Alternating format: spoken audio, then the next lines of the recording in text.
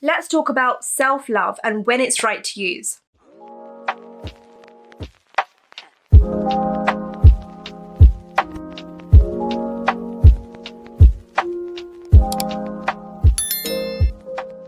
Hi my love bugs, and welcome back to my YouTube channel. For those of you who are new here, my name is Ruby Dahl and I am an author of 4 books of poetry, prose and bite-sized self-help, and my most recent book, Between Us, is available to pre-order from the link below in my captions, which you can see. It's a book of poetry and prose and it is my most unique and special book, and I really hope you guys enjoy it.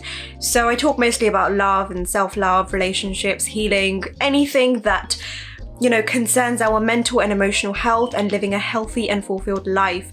For me, these topics are so important, and I try my best to use my Instagram channel, all my platforms, to shed as much light on them as I can. For those of you who don't follow my Instagram page, please follow below. The link's going to be right here. My username is r.dahlwriter. And I write mostly about love, self-love, healing, relationships, moving on, mental health, basically anything and everything. So yeah, I'll be so happy if you join me on there. So a lot of you asked me to do a video on self-love, specifically using self-love in lots of situations. So the topic self-love is something that's trending these days. Although self-love is something that we should all be, utilizing in our day-to-day lingo, in our day-to-day life anyway. But these days there is a lot of talk about self-love. There's so much talk about, putting yourself first. I talk about it so much as well. Talk about self-worth. I talk about, prioritizing your mental health needs, your emotional needs, your physical needs over the needs of others in a lot of situations and a lot of circumstances. But what does it mean? What does it actually mean to love yourself? What does it actually mean to prioritize yourself and put yourself first? Rather than going into too much, detail or anything of that sort, I think the best thing to do would be to literally just read the definition of loving yourself from my book, Dear Self. As you can see, it's here. There it is. Okay, so I write a lot about self-love in this book, mostly because for me, self-love has been something that I have denied myself for much of my life. I have constantly justified putting other people first. I've constantly justified prioritizing other people's needs, other people's well-being, other people's wishes over my own. Now, yes, we do have obligation. We are obligated to take care of other people. We are obligated to love other people. We are obligated to put other people first on many occasions. Our family, our friends, people that we care about and we cherish and we value. However, that obligation does not exceed the obligation that we have towards ourselves. So we are obliged to focus on our mental health and well-being, to focus on our physical and emotional needs. And the moment that you start putting other people first to an extent where it thwarts the obligation and the care that we should be putting on ourselves, that is when you're committing an error. That is when you're committing a mistake. But so many of us have been doing it for so long that we don't really know where the line is. We don't know where the barrier is. Now, I talk about this quite a lot in this book. I talk about this quite a lot in Dear Self. I have chapters and chapters of writing about self-love. There is actually 2 chapters specifically on self-love. One is called, the beauty of loving yourself, self-love and self-worth. And the second is called, what does it mean to love yourself, self-worth and selflessness. And that's where I talk about how to distinguish between loving yourself and loving other people. So let's talk about loving yourself. What does it mean to love yourself? Let me tell you what it doesn't mean. It doesn't mean being selfish. It doesn't mean being aggressive or egotistical. It doesn't mean prioritizing your needs over other people's time and time again. It doesn't mean spending all your money on clothes and gadgets unless they make you happy. But remember, you'll never find true happiness in contingent objects. You'll always want the next gadget, the next item of clothing, the next high, until you admit that the love that you give yourself must come from deep within. Loving yourself doesn't mean expending all your energy and pampering others either. It doesn't mean doing everything for others and nothing for yourself. It doesn't mean giving yourself the bare minimum while offering others everything that you've got. It doesn't mean saying okay to their half-hearted attempts just because you don't want to upset them. Loving yourself means saying yes to self-care, to putting yourself first, but not at the expense of others. Loving yourself means pampering yourself and taking extra care while listening to your heart. It means trying to figure out what you need. It means making a list of goals and dreams that will furnish your life and aiming to paint your life with contentment. Loving yourself means understanding yourself better. Loving yourself doesn't mean troubling others for your own joy. It means taking into consideration what other people need, but also focusing on what's best for you. Loving yourself is a balance of caring about your well-being, but also considering other people's welfare and abiding by your responsibility towards them. So loving yourself, the line between self-love and selflessness is sometimes so blurred. It's so, you don't know when you're supposed to stop putting other people first and start putting yourself first, or when you're supposed to stop putting yourself first and start putting other people first.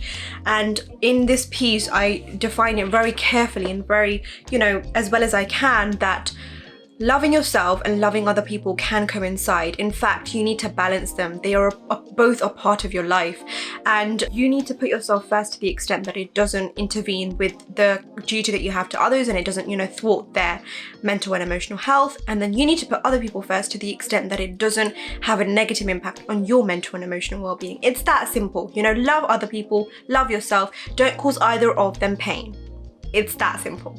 But sometimes we feel bad. Sometimes we feel like, oh my God, I'm really, really obliged to this particular person because they were there for me on this particular day. Now, if I say no to them about going out with them or about their big day, even though I don't feel well, I feel bad. I will feel very, very selfish. I'll feel like I've let them down just because I've said no.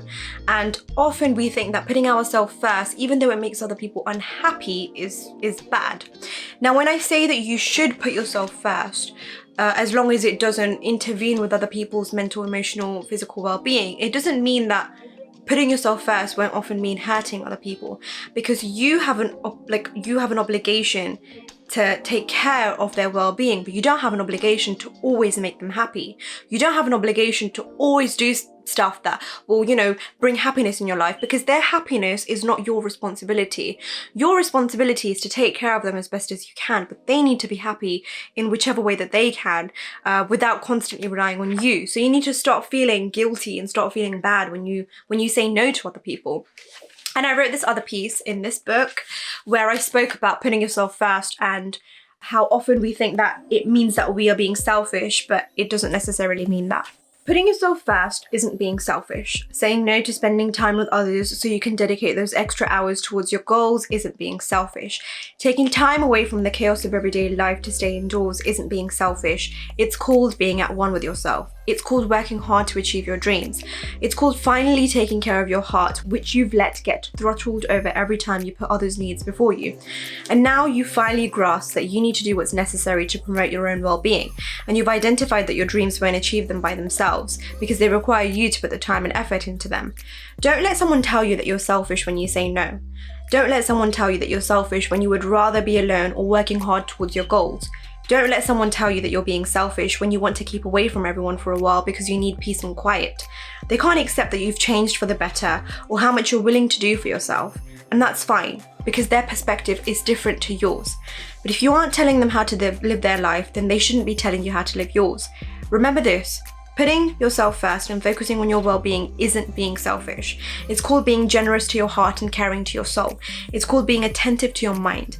It's called being the only way that you should be if you want to rely on yourself for the abundant life that you seek. So yes, do put yourself first and don't feel bad about it. You're not being selfish when you put yourself first. You're not being, mean or egotistical or horrible. You're just doing what's right for you.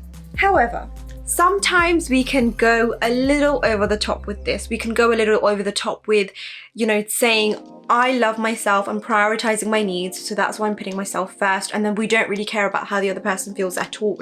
Now, I understand that you don't have an obligation to constantly make other people feel happy. However, if you are doing things that constantly brings sadness and misery in their life, then they can question whether they need you in their life. They can question whether there is any value that you are bringing towards them.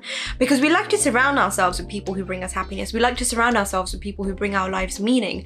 Now, there's a very, very fair distinction between bringing happiness into someone's life or just your presence makes them happy. If you are a wonderful, loving, caring person, you don't really need to do much just to bring happiness in someone's life.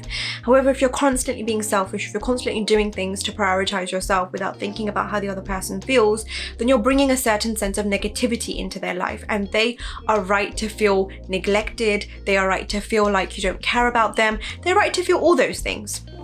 Because this whole idea of self-love and self-worth has become trending, these days we constantly talk about prioritize yourself, love yourself, care about yourself, do whatever you want for yourself.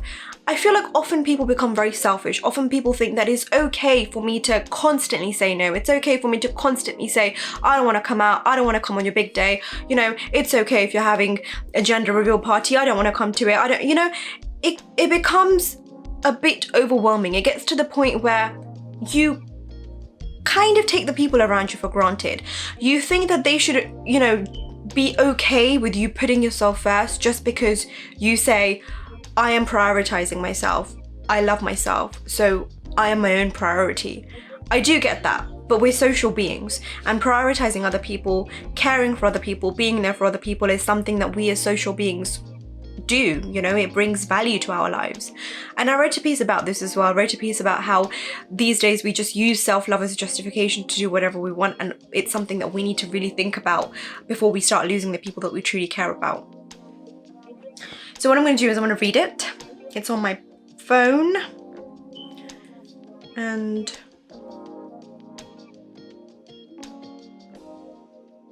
yeah, I'm going to read it now. These days, people use the banner self-love as a justification for hurting others. Because if you're putting yourself first, even if it's at the cost of someone else's happiness, then it's okay, right? Wrong. Yes, self-love is important. Prioritizing your needs and what you deserve is vital, but this shouldn't come at the cost of someone else's happiness, especially if you can help it, especially if you could have prevented that person from breaking their heart or falling apart in more than one way. Because self-love doesn't justify being selfish or mean. Self-love doesn't justify doing things that would lead others astray. Self-love doesn't justify bringing negative energy into someone else's life. It just doesn't, because you have responsibility to other people, and downright disregarding that by doing things for your own gain or leaving them without answers or a valid explanation for why you treated them in that way isn't you practicing self-love. Doing what you want rather than what you have a responsibility to do isn't you practicing self-love, because you're using I need to prioritize myself as an excuse to hurt other people. You're using it as an excuse to do what you please without worrying about how much hurt it will cause, especially if you know what the consequences of your actions will be. And if you can help it, don't hurt others for your own personal gain, because self-love is so much more than that. Self-love is so much more than trying to use it as an excuse to be selfish.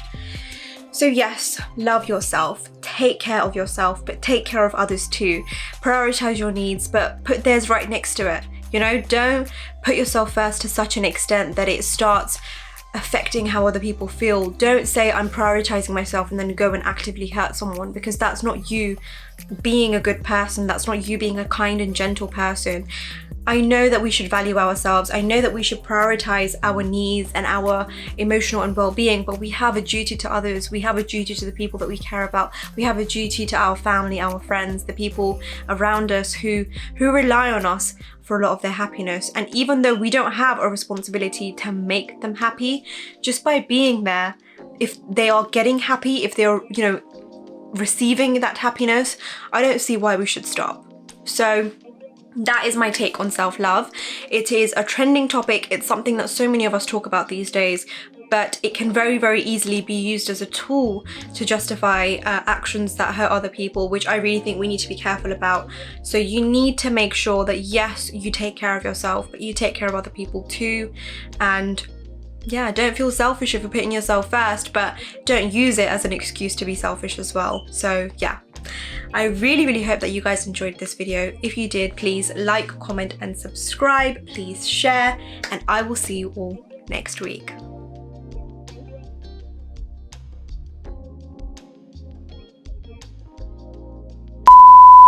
How most of us use self-love as a justification